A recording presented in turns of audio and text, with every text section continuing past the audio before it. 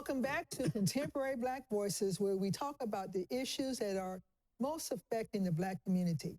Today's discussion is a needed discussion about Black men and prostate cancer.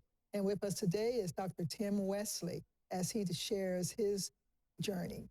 So, Chris, you and Tim were talking, and you had a question, another question you want to ask? Well, no, I think Dr. Wesley was going to mention about something about the healthcare. Yes, about healthcare. Originally, once we were able to determine that I actually had prostate cancer, and I do want to discuss that journey as well, how it was discovered.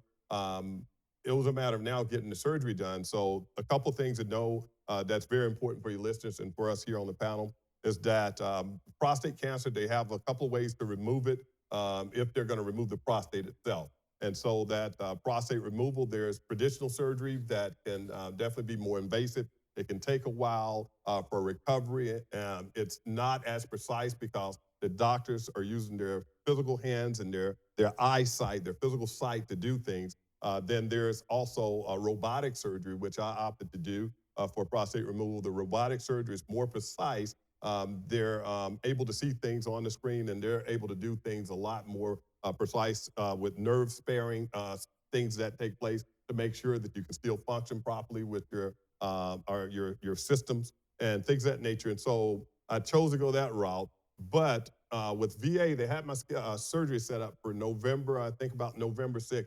I received a call. It was scheduled for Monday. I received a call on that Friday. And at that point, they said it's canceled. Something's going on with our machines. And so, of course, you got cancer inside of your body. And you're thinking, wow, they know that you can go for at least 6 months once you've done a biopsy without it spreading anywhere. And the thing with prostate cancer, once it spreads outside of the prostate, then you have some serious trouble on hand because at that point, it's not a matter of trying to cure you. It's a matter of trying to sustain life at that point, for the most part, and see how long. So I ended up leaving the VA system. I had it's about 3 doctors that I know of in the city of San Antonio that performs the robotic surgery.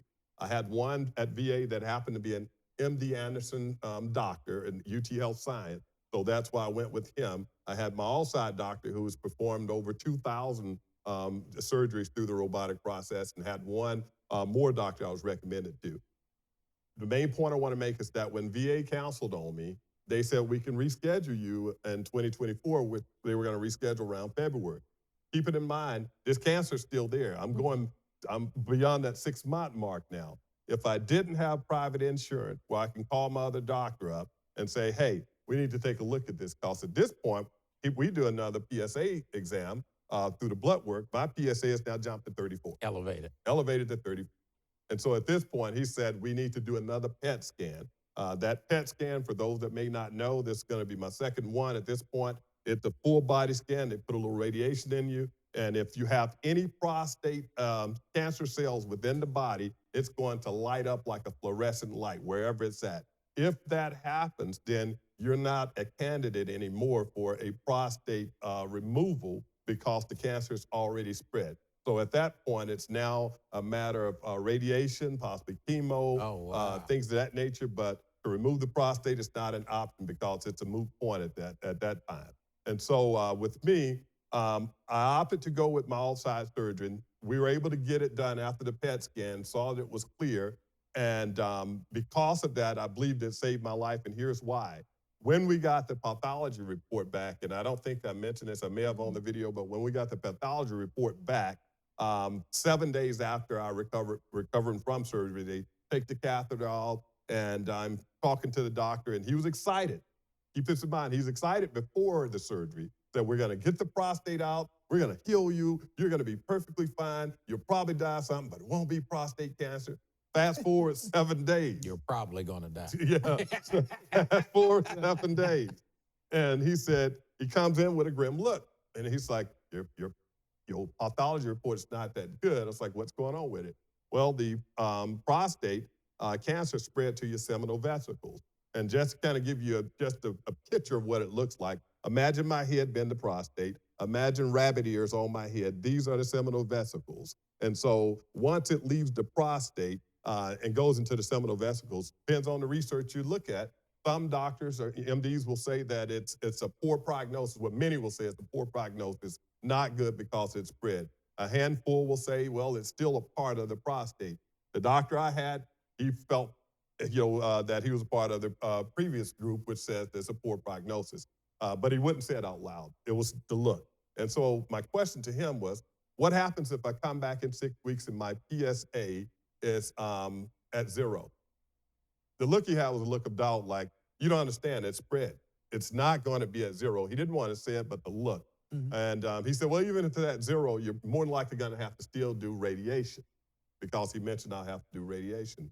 Well, 6 weeks later, and we'll talk about the diet and all that stuff, things that you can eat to help your prostate and the kind of battle prostate cancer. So I went on a regimen, but 6 weeks later, I was at a 0.04, and anything below 0.05 is considered non-detectable, which means Good that for you. I was cancer-free. So yes, it's definitely something to celebrate. So it was, for me, statistically anomaly. It was, I'm an outlier in that sense, I right? was gonna say And that. so being an outlier, he was blown away, but we didn't go into details as to how it happened. He thought it was just the removal of the prostate, and it just was one of those so happened things. Last point I want to make, if I do not have an outside doctor and insurance to go and say we're going to pay out of pocket the deductible, which was expensive, and we're going to go for this outside doctor, which was costly. If I don't have that and I wait 3-4 more weeks until VA is ready, it's already spread outside of the prostate to the seminal vesicles. Where is it in 4 weeks? It's likely somewhere else in my body. The prostate removal is not an option, Right. and now I'm counting time. Right. You know, one of the things that you and I were talking about is some of the factors that might be hindering Black men from getting these examinations. You want to? Absolutely. There are several factors from my engagement with Black men. Again, this is not a detailed study, just my engagement with Black men. Fear, one of the number one things, fear. You know, as Black men, we're told, especially within the Black families, we're the leaders. We're supposed to be the leaders of the family. We're supposed to be those cornerstones. What's that again? The warrior. The warrior. We're supposed to be battle tested. We're supposed to be strong.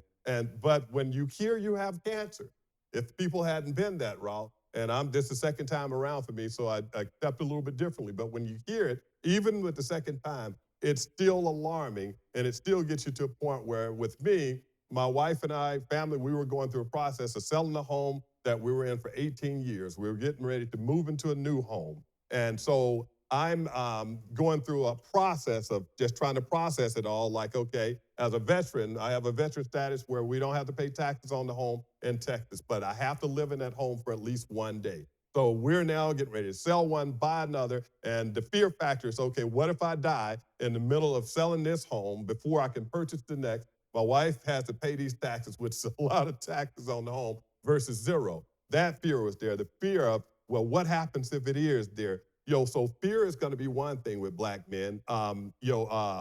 Embarrassment. That's a thing as well. Because the process when a man is in there with that MD, the doctor's going to tell you certain things. Okay, we've determined based on the biopsy, and that's going to be, please remind me to talk about the biopsy. There's several ones you can get. One of them is extremely important. So he says, okay, you have prostate cancer. Here's what we're going to do. Your options are you can go through radiation.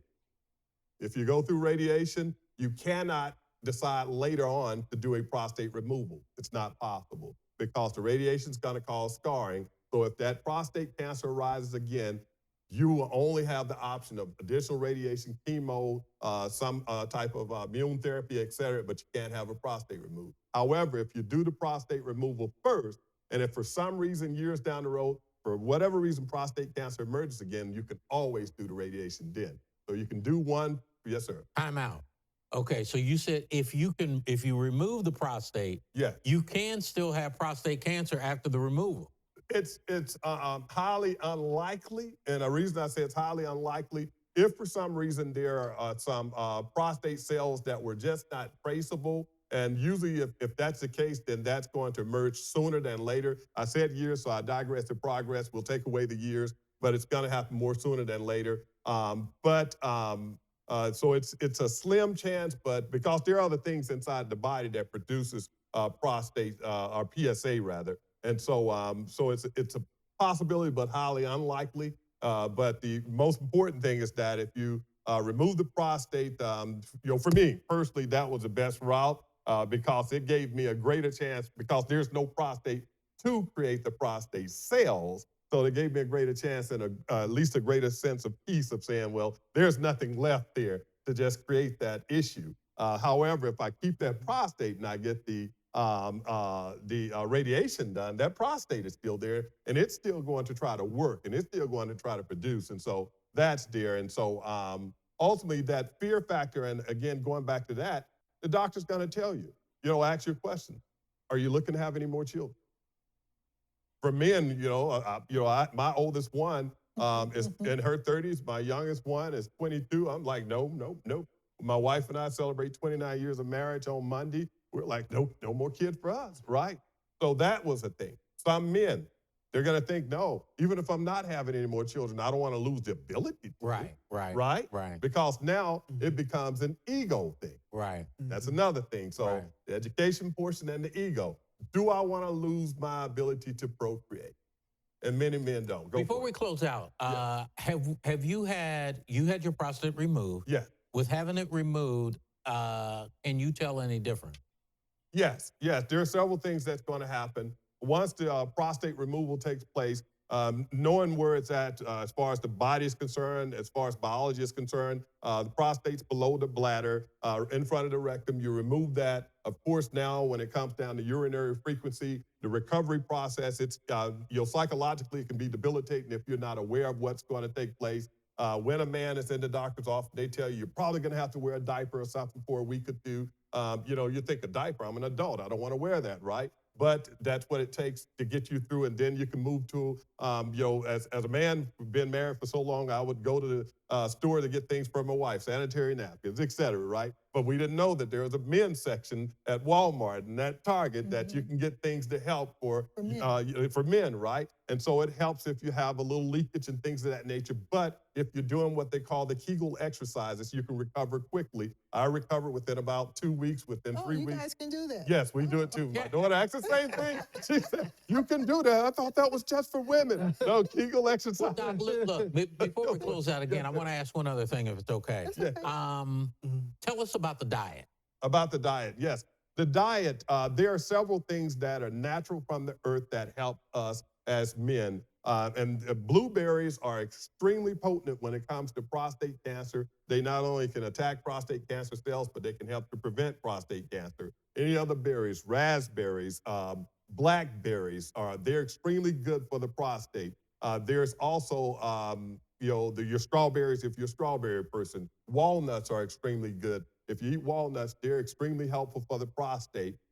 In addition to that, there's a thing called soursop. Soursop. I'm very familiar with from Jamaica. Okay, so soursop, that's extremely powerful. And for me, I added sea moss to my diet as well. So to get the berries into my diet, I was trying to eat a few of those blueberries and things of that nature because in my mind, I want to make sure I fill my body with these things so that they can go to work for me. But you can only eat so many. And so we decided, my wife and I said, let's make it into a smoothie. We have this nice machine here. Let's go ahead and put these into a smoothie. So now at this point, we're able to add an abundance of each of these, create a smoothie, sit in our rocking chairs on the back porch. We both drink one. And so I believe without a doubt that going on to that diet, not changing my regular diet, eating what I still like, but adding that to my diet, I believe without a shadow of a doubt that played a part because, again, I had a poor prognosis and there was nothing else that said that I should not go back to that doctor in 6 weeks and that PSA is still high. But in this case, I went back, and I will say that he would have been happy if it was at a 2 because he said, and this was without any spread to the seminal vesicles, if you come back in 6 weeks, it's at a 2, we're going to be excited because it's going to continually go down. And then he pointed out when I came back that it was at a 0.04. It wasn't even at a 0.2, 0.04. And he's wondering, and I know it, I saw in his eyes, how did this happen? It's a miracle. But I know that it was a part of the diet, and I believe within me that as I prayed and God gave me that diet, I believe that played a pivotal role in my Thank recovery God. and cleansing. You know, this is an amazing story.